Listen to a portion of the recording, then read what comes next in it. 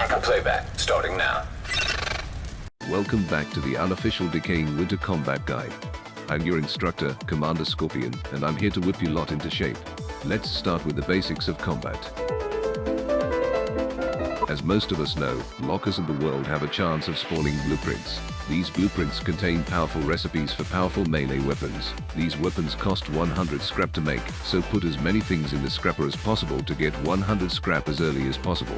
What you're looking for is the Executioner blueprint, the Decimator blueprint, Maria blueprint, or even the Billhook blueprint depending on your perk.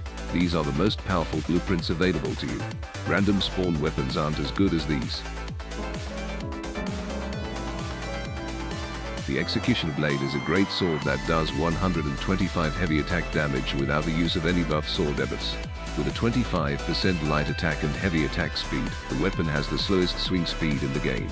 Its light attack is ineffective, so never use it, unless to finish off opponents. Its heavy attack can kill an enemy in a single hit, and it heals for 5 health on every heavy attack kill. This can be used by any perk, even if they are not on the front lines. It is unaffected by swing speed buffs or debuffs, even allowing zealots to wield it. However, melee damage reduction and buffs continue to have an effect. Certain disadvantages may not be able to hit a single shot with a single swing, with a long wind-up. This may prove annoying. This weapon is unaffected by the trait, Manic, which increases heavy swing speed. This weapon is recommended if your team doesn't die often, as morale severely affects the weapon's performance. The Decimator is a hammer that deals 60 heavy damage and 40 explosive damage. It swings faster than the Executioner Blade, but not as fast as Maria. It does a total of 100 heavy damage. Its method of ration gathering is inefficient. If the 60 heavy kills the enemy first, then you can gather rations from its corpse. If the heavy attack doesn't kill it, but the 40 explosive damage does, then the enemy dies, but drops no rations.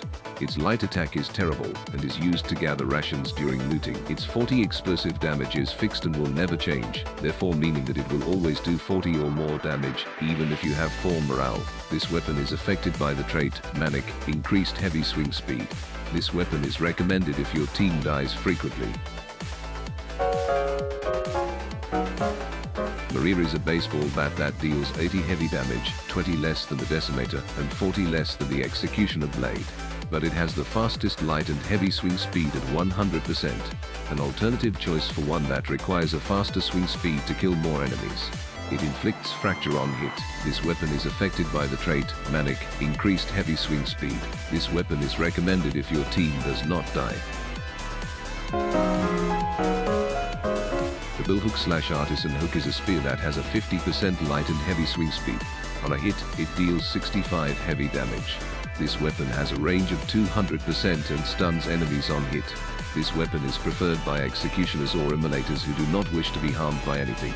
This weapon will only be used for light attacks, with the occasional heavy attack to finish them off.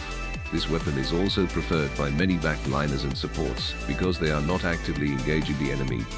This is the end of the video. Please remove the tape. Echo playback complete.